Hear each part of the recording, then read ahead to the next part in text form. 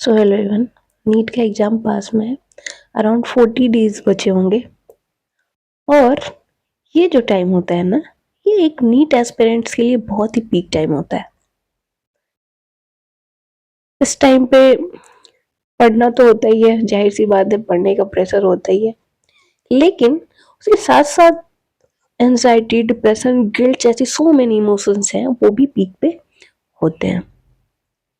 एक तो हमें इस टाइम पे ये नहीं समझ में आता, मैं मोस्ट ऑफ द स्टूडेंट की बात बता रही हूँ, कि हमें ये नहीं समझ में आता है कि हमें स्टडी मटेरियल के लिए कौन से सोर्सेज यूज करने हैं। हमें लगता है कभी कि एनसीईआरटी एनफ है, और वही एनसीईआरटी पढ़ते पढ़ते हमें लगता है कि ये तो नहीं हो पाएगा, हमें शॉर्ट नोट्स पढ़ने चाहिए। हम शॉर्टकट ढूंढने लगते हैं कि हमें कौन सा शॉर्टकट मिले जिससे हम मार्क्स गेन कर सकें। हम कभी शॉर्ट नोट पढ़ते हैं, हम कभी फॉर्मूले सीट पढ़ते हैं, हम किसी का वन शॉट देखते हैं, और हम छोटा से छोटा वन शॉट ढूंढते हैं कि कौन सा वन शॉट छोटा है जिसमें most of the concept cover हो जाए। तो नॉलेज होना और उस नॉलेज को on the day of the examination 3 घंटे में डिलीवर करना, ये दो अलग चीजें हैं। मोस्ट ऑफ द स्टूडेंट के पास नॉलेज होता है, और वो नॉलेज वो उस 3 घंटे में कैसे डिलीवर कर रहा है, ये कई सारे फैक्टर्स पे डिपेंड करते हैं। ठीक है, और वो फैक्टर्स को हम रिजॉल्व कर सकते हैं प्रैक्टिस से, और प्रैक्टिस का एकमात्र साधन होता है मॉक टेस्ट। क्योंकि अल्टीमेट हमें टेस्ट ही तो देना है, एग्जाम क्या है, टेस्ट ही तो है, क्वेश्चन ही तो सॉल्व करना है। हम जब मॉक टेस्ट देते हैं, तो हम जब मॉक टेस्ट में क्वेश्चन सॉल्व करते हैं, तो हम अपने दिमाग पर प्रेशर डालते हैं कि तुम वो कॉन्सेप्ट याद करो जो कॉन्सेप्ट लगा कि ये क्वेश्चन सॉल्व होगा। तो हम अपने दिमाग को क्या कर रहे हैं, ट्रेन कर रहे हैं, क्या, मेमोराइजेशन के लिए। और नीट एग्जामिनेशन जो है वो मेमोरी बेस्ड ही एग्जाम होता है ना। तो मॉक टेस्ट दीजिए, क्वेश्चन प्रैक्टिस करिए, पीवाईक्यू बेस्ड कॉन्सेप्ट है ना, पीवाईक्यू बेस्ड कॉन्सेप्ट प्रैक्टिस करिए।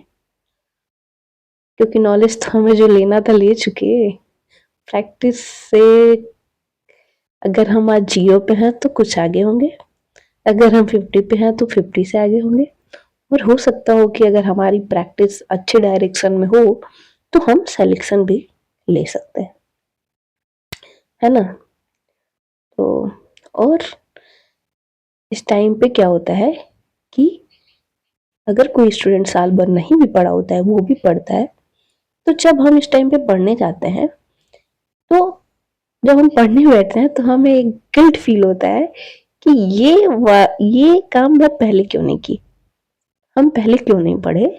अगर हम पहले पढ़े होते तो इस टाइम पे हमें ये गिल्ट और ये प्रेशर नहीं झेलना पड़ता, और हम उस टाइम पे भी पढ़ने के बजाय उस गिल्ट में, उस प्रेशर में, उस डिप्रेशन में चले जाते हैं, कॉपी किताब बंद कर देते हैं, और हम सोर्सेस ढूंढने लगते हैं कि किस सोर्स से हम इस गिल्ट से वापस आए। वो सोर्सेस में फ्रेंड्स हो सकते हैं, फोन हो सकता है, टीवी हो सकता है, कुछ भी हो सकता है, और हम इस पीक टाइम को भी धीरे धीरे किल कर देते हैं, और एग्जाम आ जाता है। तो एट द एंड क्या होता है, हमारा डिस्प्लेसमेंट जो है वो 0 हो जाता है। ओके, तो जरूरी बात यह है कि जो बीत गया उसे हम नहीं ला सकते। हम नहीं भी पढ़े हैं तो कोई दिक्कत नहीं है, हम जहाँ पे हैं वहां पे हम अपनी तैयारी को स्टेबल रखें, वहां पे हम अपने आप को स्टेबल रखें, कहीं तो पहुंचेंगे। अगर हम चलेंगे नहीं तो हम पहुंचेंगे कैसे। तो चलना तो जरूरी है ना, चलेंगे तो नहीं मंजिल तक, तो मंजिल के पास तक पहुंचेंगे, मंजिल के रास्ते में पहुंचेंगे, है ना। तो एंजाइटी, डिप्रेशन को रखिए, कहिए कि आप बाद में आना, 4 महीने के बाद मेरे पास फुर्सत ही फुर्सत है, तब तक मैं पढ़ लेता हूँ।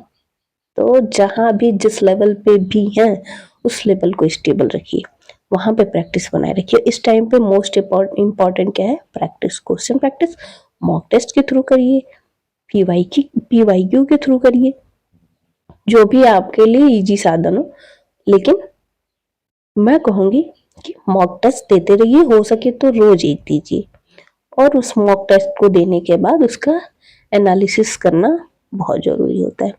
ओके, तो थैंक यू।